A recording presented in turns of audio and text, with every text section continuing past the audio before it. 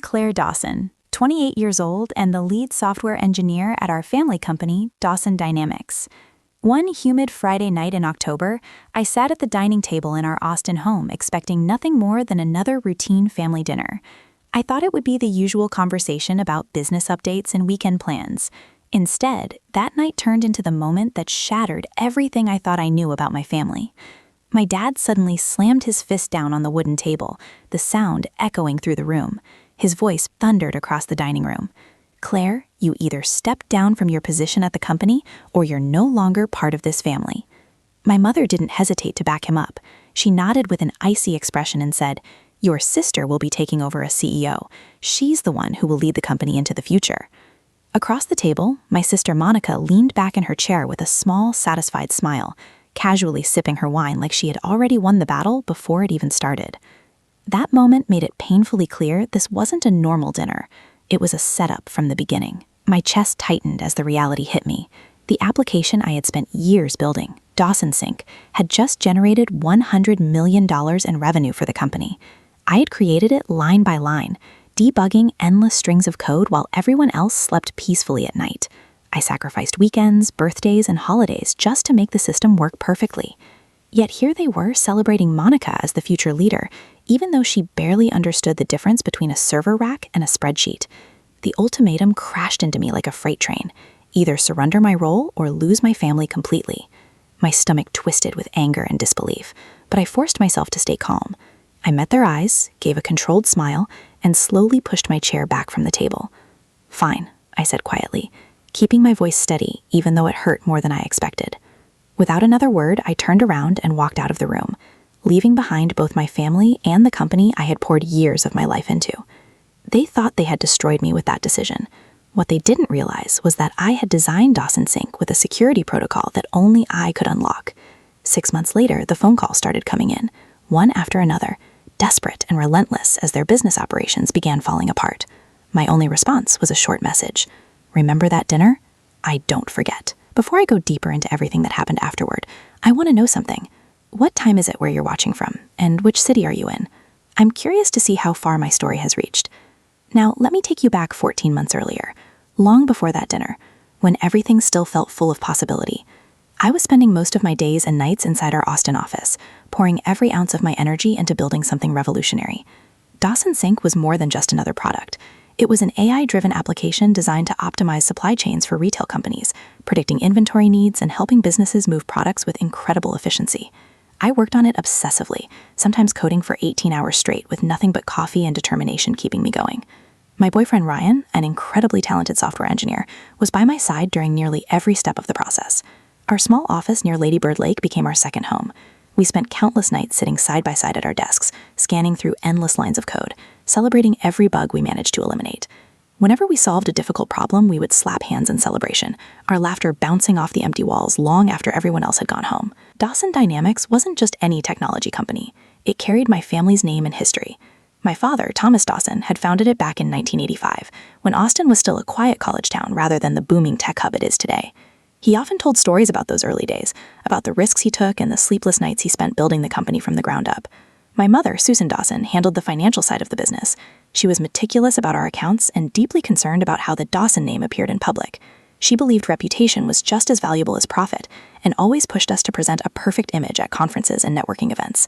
Then there was my older sister, Monica Dawson, 2 years ahead of me and the complete opposite when it came to skills. Monica was charismatic and confident in social settings. She loved industry mixers and investor parties where she could toss around trendy phrases like disruptive innovation and market transformation. The problem was that she barely understood the technology behind the company. I used to roll my eyes at her presentations, but I let it go because she was family, and I believed we could balance each other out. By the time spring arrived, Ryan and I had finally completed Dawson Sync. We ran the final performance tests late one night, watching the system analyze massive data sets faster than anything currently on the market. Soon afterward, we pitched the software to a major retail chain. Their supply chain manager, Carlos Vega, listened carefully as I demonstrated the app's predictive capabilities. By the end of the meeting, he signed a contract that would completely transform our company's future. Dawson Sync was deployed across their warehouse network, immediately improving their logistics and cutting operational costs. The deal alone brought in $100 million in revenue, a number that made my father's eyes shine with excitement. During the next board meeting, I stood inside the glass conference room presenting the results, while executives studied the charts behind me. My voice stayed steady, but inside my heart was racing. Under the table, Ryan squeezed my hand, his smile saying everything words couldn't. For a brief moment, I believed I had finally proven myself worthy of the Dawson name. But Monica had no intention of letting me enjoy that victory for long. Soon she started attending technology meetups all across Austin, mingling with startup founders and venture capitalists like she had been part of the industry for years. At one networking event not far from Dell's headquarters, I overheard her telling a group of investors, "Dawson Sync is only the beginning. My leadership will take the company global." Hearing her claim ownership of something she barely understood made my chest tighten. She had never written a single line of code or stayed awake through the night repairing a server crash. Ryan noticed the tension in my expression and leaned close enough to whisper, "Let her talk. You built the real thing." I nodded, trying to focus on the success of the app, but Monica's words kept lingering in the back of my mind. She would stroll into our office occasionally, tossing around phrases like strategic alignment and scalable synergy, while staring at my computer screen as if it were some alien machine. My parents seemed completely captivated by her confidence. My father would clap her on the shoulder proudly, saying, "That's my girl," while my mother smiled approvingly beside him. The shift in their attention was subtle at first, but impossible to ignore. During a family barbecue one weekend, Monica started outlining her idea for global expansion, filling the conversation with polished buzzwords but very little technical detail. When I attempted to explain how Dawson Sync could scale internationally, my mother interrupted and said, "Let your sister have her moment, Claire." Ryan caught my eye from across the table, silently reminding me to stay calm. I tried, but it felt like swallowing broken glass. Slowly, I noticed other changes too. Emails from my father became shorter and more businesslike, focusing strictly on logistics instead of praising my work. My mother's phone calls were filled with stories about Monica's networking successes rather than asking about my long nights developing the platform. I kept telling myself it was just the way business worked, that eventually my family would recognize everything I had built. Ryan didn't seem convinced. One evening, we were sitting in our downtown Austin apartment eating pizza when he finally said what he had been thinking for weeks. "They're relying on Monica more and more," he told me seriously. "You should make sure what you created is protected." His comment planted a small seed of doubt that I couldn't ignore. By the middle of summer, Dawson Sync had become a major success, but the spotlight was slowly shifting away from me. Monica's charm was winning over investors, and many of them started referring to her as the public face of Dawson Dynamics. I would walk into meetings and feel the room's attention drift past me towards her.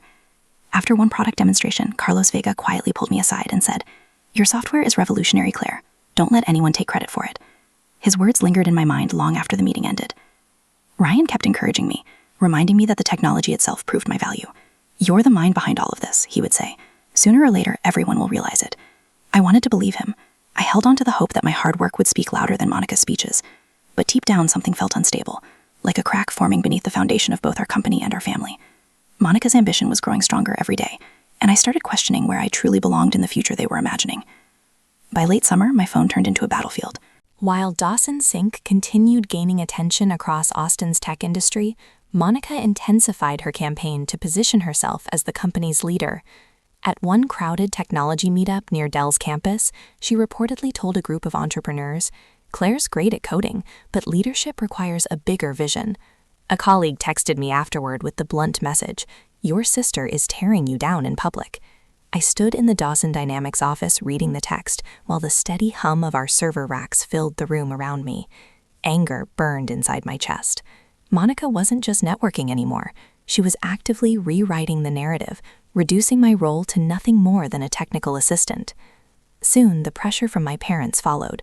One humid afternoon, my mother called while I was in the middle of debugging a new feature for Dawson Sync. Her voice sounded calm but carried an unmistakable edge. "Monica is demonstrating real leadership," she said. "She has the personality to take the company to another level. You should focus on what you're good at, the technical work." I gripped my phone tightly, struggling to find the right response. Before I could say anything, she ended the call, leaving me staring at the silent screen. The next day, my father sent a long message explaining that Monica had been meeting with potential investors and developing big strategies for the company's growth. He ended the message by saying, "We need you to support her." Support her. I read those words over and over, disbelief washing over me.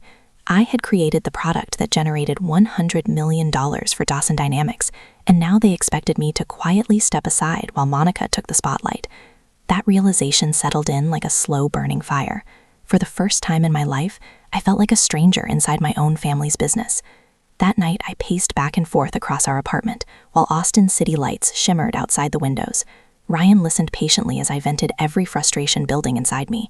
"They're rewriting everything," I said, my voice trembling with emotion. "Monica's out there spreading lies, and Mom and Dad are believing every word." Ryan leaned forward from the couch, his expression calm but determined, his eyes steady. "You're the one who made Dawson sink. They can't take that away unless you let them." His words cut through my fog of frustration. He was right. I had to protect what I'd built.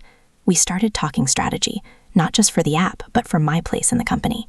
That's when the idea hit. Dawson Sink's core algorithm, the one that made it a game changer, was mine. I could lock it down. Ryan, always the practical one, suggested an authentication lock, a biometric safeguard requiring my fingerprint every 72 hours to keep the algorithm running. "It's not sabotage," he said, grabbing his laptop. "It's insurance." We got to work in our apartment, the glow of our screens lighting up the room. I modified the code, embedding the lock deep in Dawson Sink's architecture, disguising it as a standard security protocol. Nobody at Dawson Dynamics would notice unless they dug into the source code, which Monica couldn't do if her life depended on it. We tested it relentlessly. Ryan ran simulations mimicking server crashes to ensure the lock held. I scanned my fingerprint, watching the system hum back to life each time. "This is your shield," Ryan said, his voice firm, as we finalized the setup. I nodded, feeling a mix of relief and defiance. The lock wasn't just about protecting Dawson. It was about protecting me. If my family wanted to push me out, they'd learn what happened when you sideline the person who built your empire. But I still held on to a sliver of hope. Maybe Mom and Dad would see my worth, realize Dawson Sink wasn't just a product, but my legacy. I kept working, tweaking the app, answering Carlos's emails about expanding the contract. He'd call me directly. "Claire, your app's saving us millions. Keep it up." His praise felt like a lifeline, a reminder that someone valued my work. But at home, the distance grew. Monica's name was all over Thomas's emails, her strategic meetings dominating his calendar. Susan stopped asking about my projects, her texts now about Monica's latest investor lunch. I'd read them and feel my chest tighten, like the family I'd known was slipping away. Ryan kept me sane. One evening, as we walked along Lady Bird Lake, he grabbed my hand and said, "You're not just a coder, Claire. You're the heart of that company." I wanted to believe him, but Monica's rumors were spreading faster than I could code. At another tech event, a founder pulled me aside asking, "Is it true you're just the tech grunt behind Monica's big ideas?" I forced a laugh, but inside I was seething. The groundwork was being laid. Monica was stealing my spotlight, and my parents were paving the way. That Friday night in October, the dinner table turned into a war zone. I sat across from my family in our Austin home, the clink of silverware cutting through the silence. I had spent months pouring my soul into Dawson Sink, the app that brought in $100 million for Dawson Dynamics. I expected a pat on the back, maybe even a toast. Instead, Thomas stood up, his face hard as stone, and declared, "Monica's taking over as CEO next week. Claire, you need to resign for the good of the company." The words hit like a punch to the gut. I froze, my fork hovering over my plate, as Susan added her voice, icy, "If you don't, you're out of this family." Monica leaned back, her lips curling into a smug grin, and said, "Face it, Claire, you're not cut out to lead." The room felt like it was closing in. My heart pounded, but I forced myself to breathe. "You're serious?" I asked, my voice sharp. Thomas didn't flinch. "Monica's got the vision we need," he said, folding his arms. "You're a coder, not a leader." Susan nodded, her eyes avoiding mine. "We've decided," she said. "Monica's ready." Monica chimed in, her tone dripping with condescension. "You're good at the tech stuff, Claire, but leadership? That's my thing." I stared at them, the people I'd trusted most, now rewriting my worth. Dawson Sink was my creation. 18-hour days, endless debugging, my brain in every line of code. And they were handing it to Monica, who couldn't even log into our servers without help. I pushed back, my voice steady but burning. "I built Dawson Sink. It's the backbone of this company. You think Monica can run it?" Monica scoffed, rolling her eyes. "I don't need to code to lead," she said. "I've got the big picture." Thomas raised a hand, cutting me off. "Enough, Claire. Resign by Monday or you're done here, family included." Susan's silence was louder than her words, her face a mask of agreement. The betrayal sank deep, like a blade twisting in my chest. I'd given everything to Dawson Dynamics, and they were tossing me aside for Monica's empty promises. I could have screamed, thrown my plate, or begged them to see reason, but I didn't. I locked eyes with Thomas, then Susan, then Monica, and felt a strange calm settle over me. I'd seen this coming, Monica's rumors, their sidelong glances, the way they'd started praising her vision over my work. I stood up, my chair scraping the floor, and forced a smile. "Fine," I said, my voice cold but even. "If that's your choice, I'm done." Monica's smirk faltered for a split second, like she hadn't expected me to walk away so easily. Thomas's jaw tightened, but he said nothing. Susan looked down, her hands fidgeting with her napkin. I grabbed my jacket and headed for the door, my pulse racing, but my steps deliberate. Outside, Ryan was waiting in his car, his face lit by the dashboard glow. He took one look at me and knew. "They did it, didn't they?" he asked, his voice low.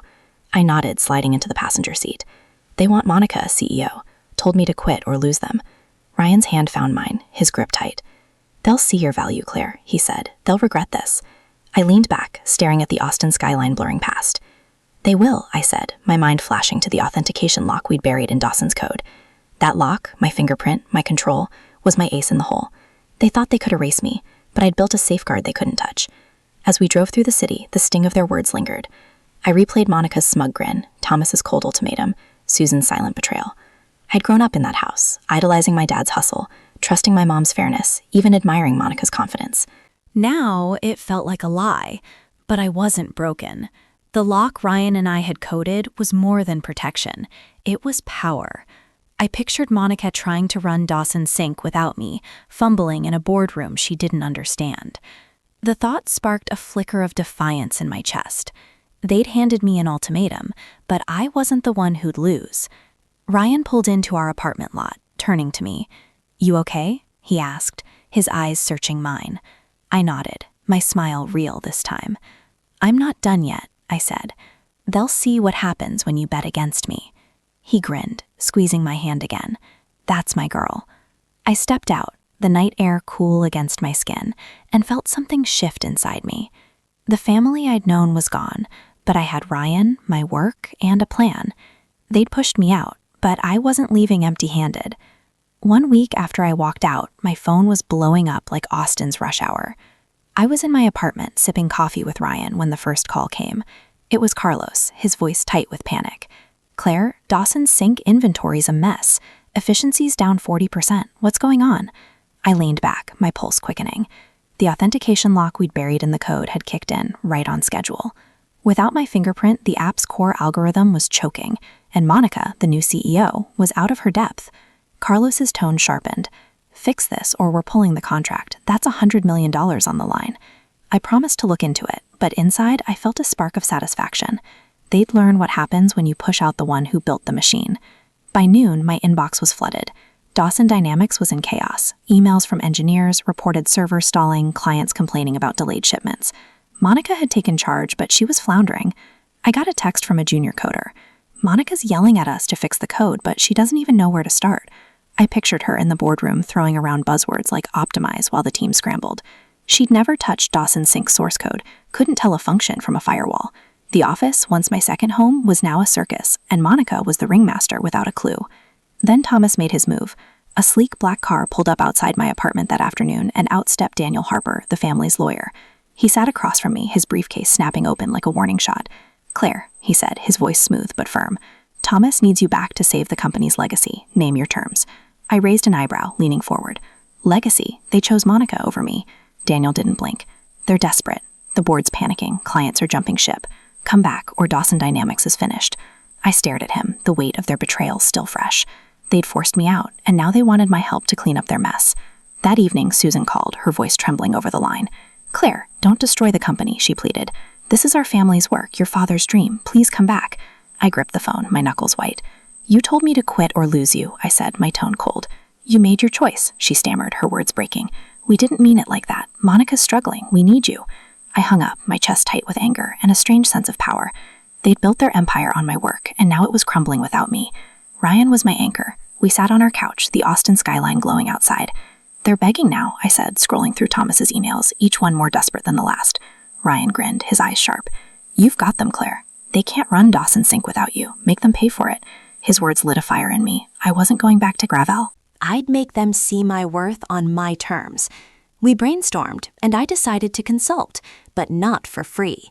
$2,000 an hour. I told Ryan, my voice steady, "If they want my help, that's the price." He laughed, pulling me close. "That's my girl. Hit them where it hurts. I emailed Daniel that night laying out my terms. $2,000 per hour, no equity, no apologies accepted. The next morning he replied, agreed, start immediately. I felt a rush like I just played my strongest card. Dawson Sync was my creation, and now I'd use it to teach them a lesson. I started planning, not just to fix the app, but to set the stage for my next move. The lock was still active, my fingerprint the only key. I'd helped just enough to keep Carlos's contract alive, but Monica would never touch the core code. This wasn't about saving Dawson Dynamics. It was about showing them who really held the power. As I prepared, the chaos at Dawson Dynamics grew. Carlos called again, his voice edged with frustration. Claire, we're losing millions daily. Tell me you're on this. I assured him I'd consult, keeping my tone professional but firm. Monica's failures were piling up.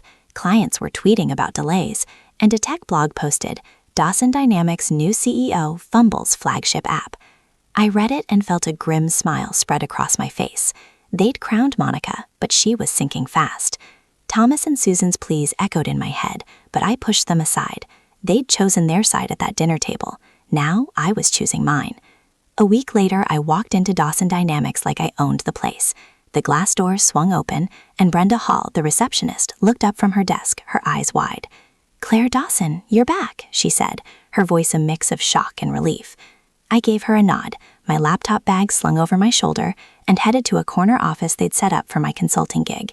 At $2,000 an hour, I wasn't here to play nice. Carlos had been emailing daily, desperate to stabilize Dawson Sync's performance for his retail chain. I worked remotely with him, granting limited server access to patch the app's output, just enough to keep his warehouses running. Every fix was deliberate, my fingerprint still the key to the core algorithm, ensuring Monica couldn't take credit. The office buzzed with tension. Engineers darted between cubicles, their faces drawn from sleepless nights. Monica's reign as CEO was unraveling faster than a bad startup pitch.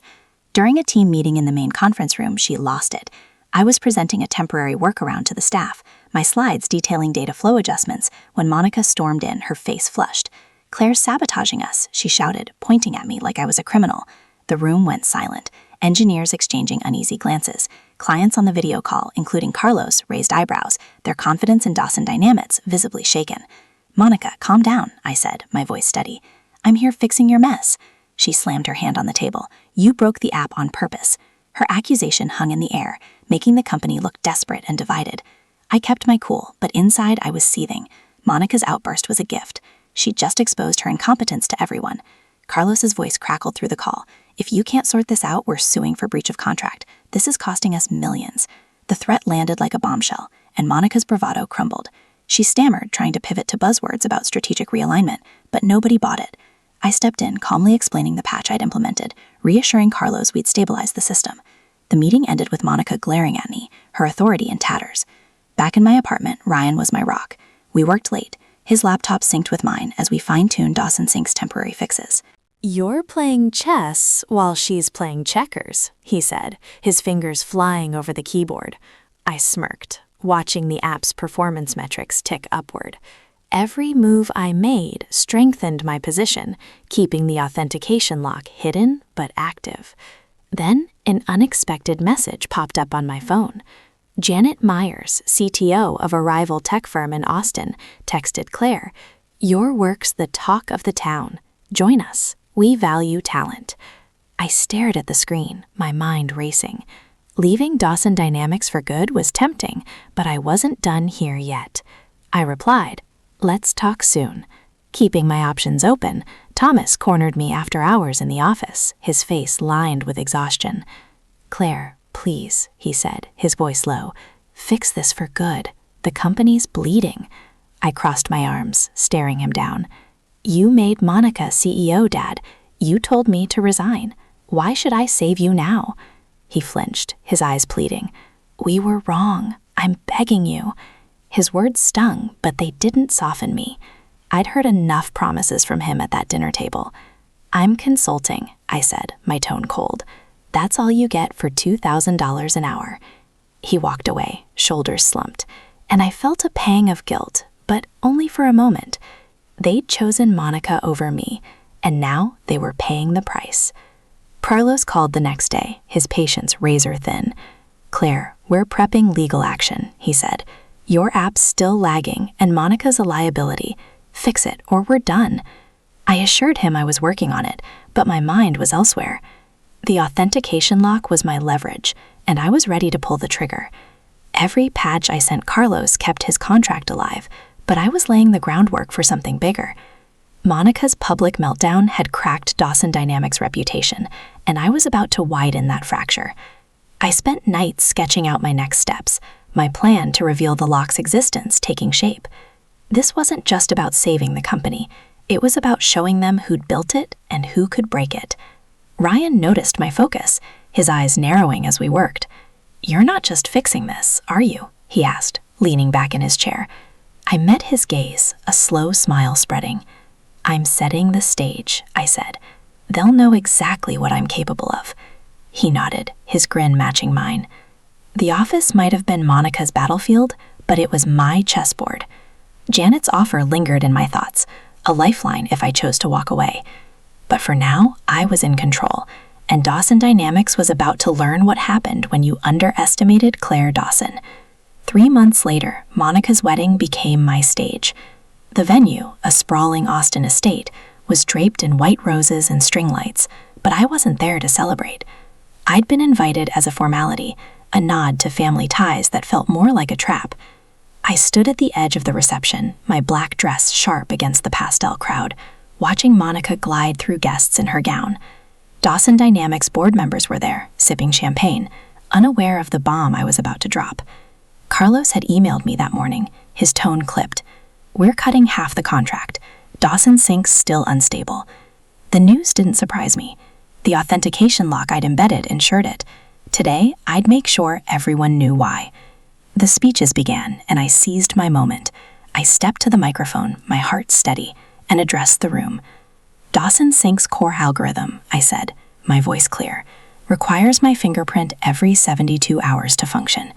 Without it, the app fails." The crowd froze, glasses clinking to a stop. Monica's face turned ashen, her bouquet trembling in her hands.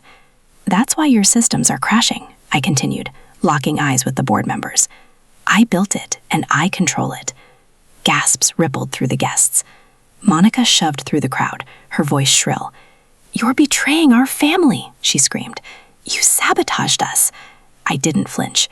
"You took my company," I said. "I protected what's mine." Thomas pushed forward, his face red. "Claire, fix this for good," he said, his voice urgent but low. "Fix this and we'll make it right." Susan grabbed my arm, tears streaming. "Do it for your sister, Claire," she sobbed. "For family." I pulled away, my chest tight, but my resolve ironclad. "You chose Monica over me," I said, looking at them both. "You don't get to beg now." The board members whispered, their faces grim. Carlos, standing nearby, shook his head, his expression a mix of frustration and respect. The truth was out. Dawson Dynamics was crumbling, and I held the key. I left the microphone and walked out the weight of their stares on my back. Outside, Ryan waited by his car, his grin wide as I approached. "You did it," he said, pulling me into a hug. "They're reeling." I nodded, adrenaline still coursing through me. "It's not over yet," I said. Earlier that week, I'd signed a contract with Janet Myers, CTO of a rival tech firm. Her offer was a fresh start, equity, creative control, and a team that valued me. I slid into Ryan's car, the Austin skyline stretching before us as we drove away.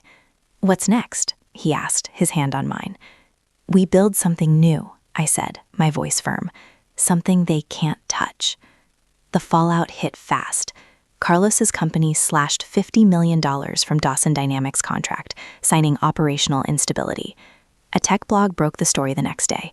Dawson Sync's collapse, founder's lock shakes family firm. The article detailed Monica's failed leadership and my reveal, painting Dawson Dynamics as a cautionary tale. I read it over coffee, a quiet satisfaction settling in. Thomas's emails flooded my inbox, pleading for a meeting, but I ignored them. Susan's voicemails choked with apologies when unanswered. They'd built their empire on my code, then tried to erase me. Now they were facing the consequences. Ryan and I spent nights planning our future. We sketched out ideas for a new app, one that would rival Dawson Sink but belong to us. Janet Firm was already setting up a lab for me, and her team's excitement was infectious. "You're going to kill it," Ryan said one evening, his laptop glowing with our mock-ups. I smiled, feeling lighter than I had in months.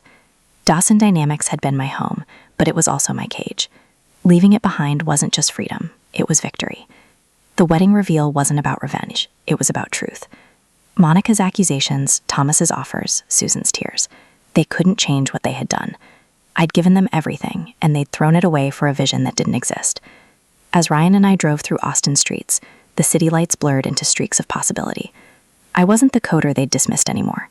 I was Claire Dawson, the one who'd built an empire and walked away when it turned on me. Dawson Dynamics would limp on, but without me, it was just a shadow. My future was mine to write, and I was ready to start. 2 months after Monica's wedding, Austin's spring breeze carried my new freedom. I stood in the sleek offices of Janet Meyer's tech firm, watching our new app, Nexus Flow, dominate the market. It was generating $200 million in revenue, double what Dawson ever achieved at its peak. My team, engineers who respected my vision, cheered as we hit another milestone. Janet clapped me on the shoulder, her grin wide. "You've outdone yourself, Claire," she said. I smiled, feeling the weight of my past lift. Dawson Dynamics, the company I'd built, was now a shadow, and I was thriving without it. The fallout for Dawson Dynamics was brutal. After my reveal at Monica's wedding, their biggest clients, including Carlos, pulled out completely, costing them over $100 million in contracts. A tech journal reported a small-scale bankruptcy as the company scrambled to cover debts. Thomas had to sell the family's sprawling Austin villa to keep the business afloat, moving into a modest condo downtown. Monica sent me a text, her words dripping with false sincerity. "I'm sorry, Claire. Can we talk?" I didn't reply. Susan took it further, sending Daniel Harper, the family's lawyer, to my new office with a proposal to reconcile and rebuild. I laughed, handing him back the papers. "No thanks," I said. "I'm done." Susan called that evening, her voice sharp over the phone. "Claire, you're tearing us apart," she said. I leaned back in my chair, the Austin skyline glowing outside my window. "Remember that dinner in October, Mom?" I asked, my tone calm but pointed. "You chose Monica. I chose myself." I hung up, my heart steady. There was no going back. They'd built their legacy on my work, then discarded me. Now they were living with the wreckage, and I was building something better. My new chapter began beside Ladybird Lake, where Ryan and I set our vows under a canopy of oak trees.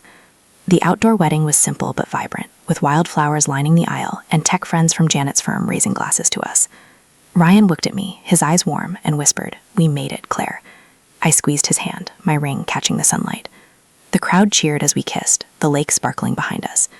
These were my people, those who saw my worth, who didn't demand I dim my light for their comfort.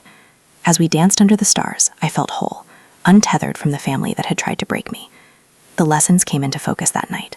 Family isn't just blood, it's the people who recognize your value, who stand by you when the world turns cold.